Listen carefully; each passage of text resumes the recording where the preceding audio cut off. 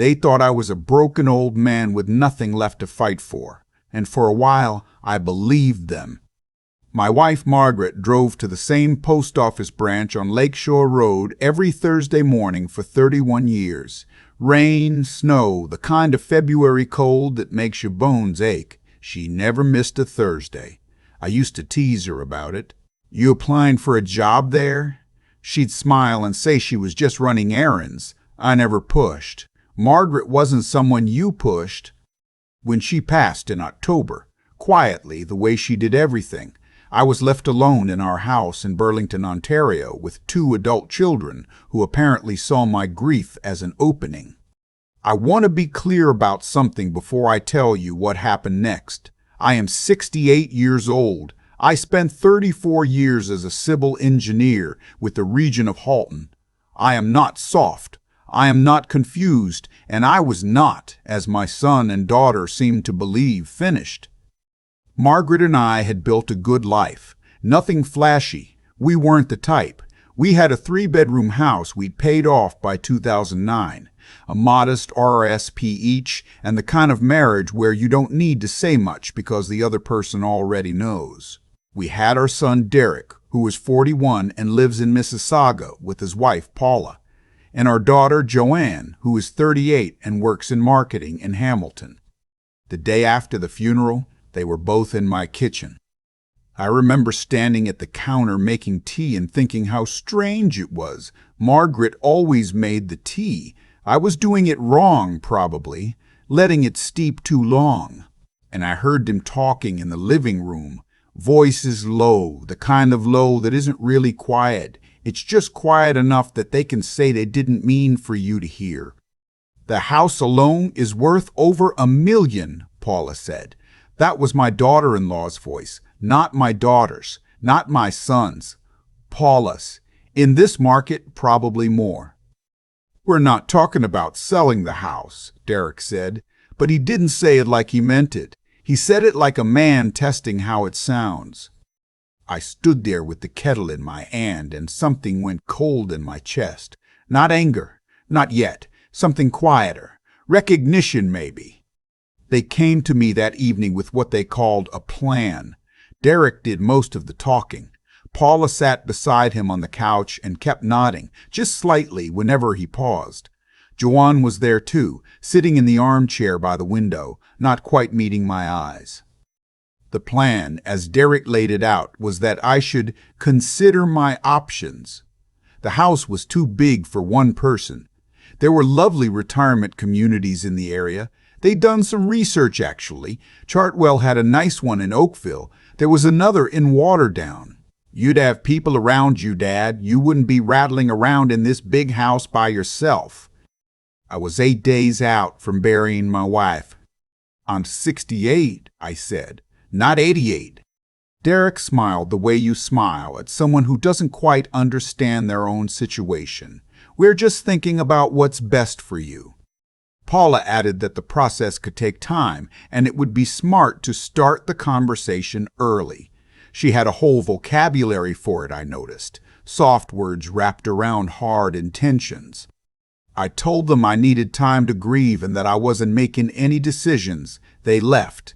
But I noticed Derek took a slow walk through the main floor before he went, the way you walk through a house you're already measuring.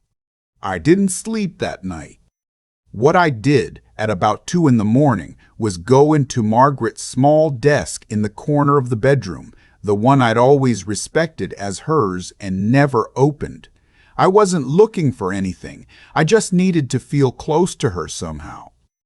The desk had 3 drawers. The top 2 had the usual things, a spare pair of reading glasses, and a dress book she'd kept for 30 years, even though half the people in it had moved or passed on. Birthday cards she'd saved, going back decades. The bottom drawer was locked. Margaret had never mentioned a locked drawer. I'd never noticed one. I sat there for a moment, confused, and then I went to her jewelry box, the lacquered one her mother had given her, and found a small brass key tucked beneath the velvet tray. Inside the drawer was a brown envelope, thick, sealed with a strip of tape. Written on the front in Margaret's careful handwriting, "For Harold." when the time is right. I'm not a man who cries easily. I sat there and I cried. Inside the envelope was a letter, 6 pages in her handwriting, and behind it, a passbook from Canada Post's banking partner, a statement from a Tangerine savings account I had never seen before, and a document from a notary in Burlington that I couldn't fully understand until I read it 3 times. I'll tell you what the letter said. Not every word, some of it is mine alone, but the shape of it. Margaret had been saving money since 1993. Every Thursday she'd gone to the post office to make a deposit into an account she'd opened in both our names as a joint account, but had never mentioned to me. She wrote that she'd done it intentionally. I knew you, Harold. I knew you'd say we didn't need it, that the RSP was enough, that we were fine, and we were fine. But I wanted there to be something that no one could touch unless you decided to let them. By the time she passed, the Tangerine account held $246,000. She had also, and this is the part that staggered me, spoken to a notary in 2019 and prepared a document that gave me sole discretionary authority over the disbursement of her personal estate, with a clear note that neither Derek nor Joanne was to receive any direct inheritance without my explicit written approval, provided within 2 years of her death. The default, if I took no action, was that the estate would pass entirely to the Alzheimer's Society of Canada. Margaret had watched her own mother disappear into that illness. It was personal. She wrote, near the end of the letter, "I don't think the children are bad people. But I've seen how Paula looks at this house, and I've seen how Joanne follows Derek's lead on money, even when she knows better. I want you to be the one with the power, Harold. Not them. You've earned it. Now use it." I folded the letter. I sat in the dark for a long time. I called a lawyer the following Monday. Not a friend of the family, not someone Derek knew. A woman named no one connected to any of them in downtown Hamilton who specialized in estate law. I brought the envelope. I brought the passbook. I brought the notarized document. She read everything carefully and then looked up at me. "Your wife was very thorough," she said. "She always was," I said. The lawyer explained that the notarized document was legally sound. Margaret had used a reputable notary. The language was clear and the joint account was straightforward. It was mine entirely upon her death. There was nothing for Derek or Paula to contest, because there was nothing being given to them in the first place. The question was only what I chose to do. I chose to do nothing for 30 days. I needed to think, and I needed to watch. Over those 30 days, Derek called 8 times. The first few calls were about how I was doing. By the 4th call, he was mentioning the Oakville retirement community again. By the 6th, Paula had sent me a link to a real estate agent she trusted, which, as it happened, was the husband of one of her friends. By the 8th call, Derek asked me directly if I'd thought any more about the house. "It's my house, Derek," I said. He said he knew that. He just wanted me to be happy. Joanne came to visit once, by herself, which she rarely did. I made her tea. I was getting better at it, and she sat at the kitchen table and looked uncomfortable for about 20 minutes before she said, "Dad, I want you to know that whatever you decide about the house, I'll support you." It sounded rehearsed, but I looked at my daughter and I saw something underneath it. She wasn't entirely on board with this. She'd come alone. She hadn't brought Derek. "What do you think I should decide?" I asked her. She was quiet for a long moment. "I think you should do whatever feels right to you." It wasn't much, but it was more than I'd gotten from anyone else. 3 weeks after the funeral, I was at the grocery store and I ran into a neighbor, a retired teacher named No One You'd Know. And she mentioned in passing that Derek had called her to ask if she knew how I was really doing and whether she thought I was managing. I asked what she told him. She said she told him I seemed perfectly fine to her. I drove home in silence. That evening, I called my lawyer. I told her I was ready to act. We met the following week. She walked me through my options. I could simply maintain the status quo, live in my house, manage the savings account, do nothing until I was ready. Or I could formalize my intentions now before Derek and Paula had a chance to build any kind of legal argument about my capacity to make decisions. The advantage of acting while you're clearly in sound mind, she said carefully, is that it becomes much harder to challenge later. I liked that framing. I made 2 decisions. First, I updated my own will. I left the house and the majority of my assets to Joanne, with a clear letter of explanation that she could share with her brother if she chose to. Not because Derek was a bad person, he isn't entirely, but because of Paula, because of what I'd heard from the living room, because of the real estate agent link, because no one had asked me in those 30 days how I was grieving. They had only asked about the house. Second, I let Margaret's default stand. The Alzheimer's Society would receive her estate disbursement. I wrote a check to them directly from the joint savings account as a separate donation in her name, $2,000. I imagine she would have liked that. Then I called Derek. I asked him to come over without Paula, and I asked Joanne to come as well. I set the table properly, the way Margaret used to for serious conversations. I made a proper pot of tea. When they arrived, I told them, calmly and without drama, what I had found in Margaret's desk. I told them about the account. I told them about the document. I did not tell them the amounts that was mine to know. I told them that their mother had been in her quiet way, building a wall around me for 31 years, and that I had no intention of dismantling it. Derek went pale. He said he didn't understand. I told him I thought he did. Paula had not been invited. She would hear about this from Derek. That was intentional. I told Derek that I was not angry with him because I had decided not to be. Anger would cost me energy I needed for other things. But I told him clearly that the house was mine, that I would live in it for as many years as I had left, and that any further conversations about retirement communities, real estate agents, or my capacity to manage my own affairs would result in a significant reduction in the time I spent with him and his family. He didn't say anything for a while. Then he said, I wasn't trying to push you out. Maybe not intentionally, I said, but you were heading there. Joanne started to cry. Not dramatically, just quietly, the way women in this family always seem to cry. She said she was sorry. I told her I knew. It's been almost 8 months now. The house is warm. I've learned to make tea properly.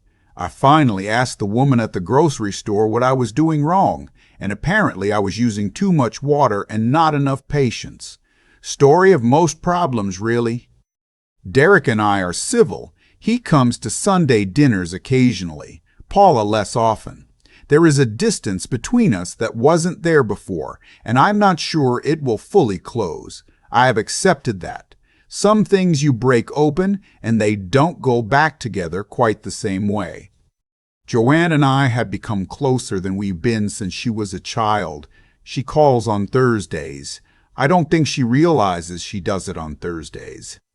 The tangerine account is still there. I haven't touched a principal. I take the interest and I use it for things Margaret and I always said we'd do, but never got around to: a proper trip to Cape Breton, a new set of gardening tools, dinner out on a Tuesday for no reason.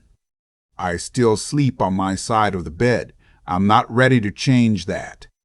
But every Thursday morning, I get in the car and I drive to the post office on Lakeshore Road. I don't need to deposit anything. I just drive there, sit in the parking lot for a few minutes, and drive home. It's the closest I know how to get to her. Margaret was never loud. She never argued, never raised her voice, never needed to win a room. She just paid attention. She saw what was coming before anyone else, and instead of fighting it, she quietly built something to outlast it. I used to think she was the gentle one in our marriage. I was wrong about that. I still think about that locked drawer. How many times I must have walked past that desk without ever wondering what was inside it. 31 years of Thursdays right in front of me, and I never once asked the right question. That's the thing about the people who love us most carefully. They don't announce what they're doing. Margaret never sat me down and said, "I'm protecting you." She just did it, quietly, week after week, in the background of an ordinary life.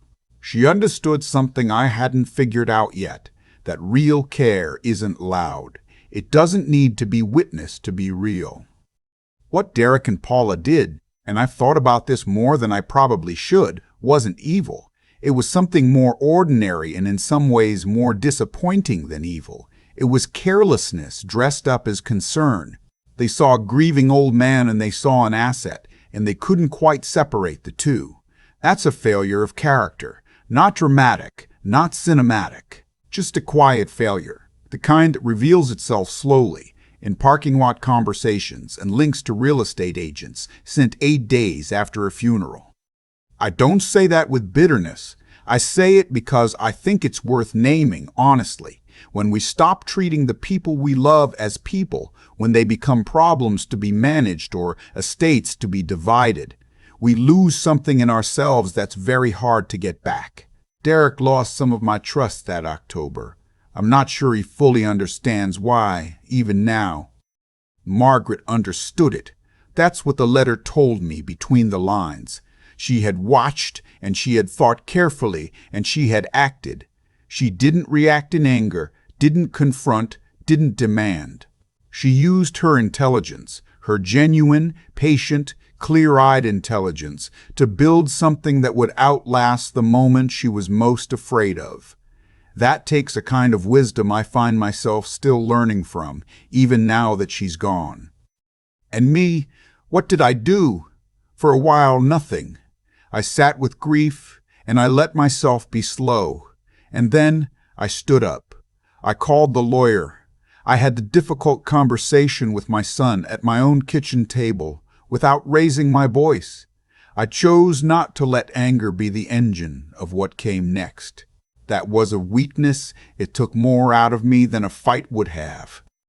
I think that's what I want to hold on to from all of this. Not the vindication, not the money, not the look on Derek's face when he realized the house wasn't going anywhere.